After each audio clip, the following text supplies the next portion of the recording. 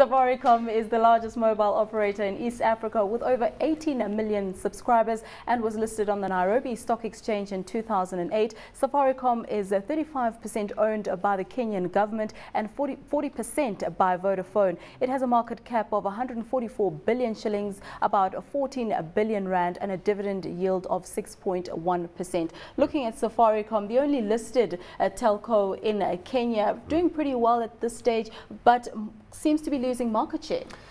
Yeah, the problem really was Airtel, because Bharti Airtel came into that market and savagely cut voice rates, which was their own experience from the Indian market.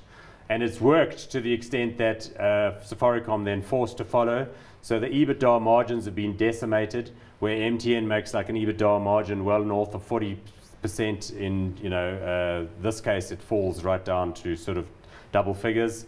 A problem also in terms of transitioning the business in order to try and get people to talk for longer, but still it's got a preeminent market position. The share price hasn't done particularly well since it listed. That's another thing worth noting. In 2008, when it came to the market, it's kind of drifted downwards and sideways, but it does seem to be showing a little bit of signs of a rebound.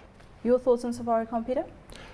I think Safaricom, I normally compare Safaricom to Vodacom. They are both Vodafone companies. But then if I look at the two from a, I think, growth prospects point of view, I think Safaricom is probably better off than Vodacom. The reason I'm saying so is, Kenya is about 75% penetration right now. South Africa is over 120 or so, but I know it's not a perfect measure sometimes because of multiple SIMs and so forth. And if you look at Safaricom, the brand, the M-Pesa brand, is just unbelievable. It's moving probably a quarter of Kenya's GDP. I think that's one thing they've done very well. So you probably have a very strong brand there, good corporate governance, and all those issues. So I definitely think Safaricom, from a prospects point of view, they've gone through a very painful period.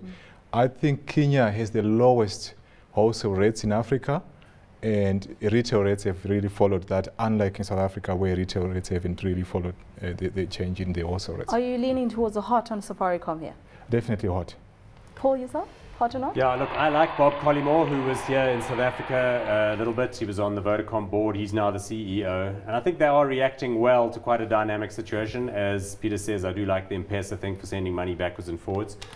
Although I just think that they're still in a kind of transition series, and I'd like to see the profits stabilize. I mean, profits were down nearly 50% from one year to the next.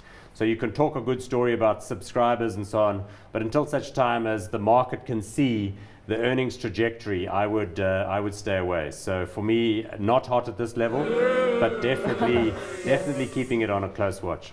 One not hot and one hot on Safaricom.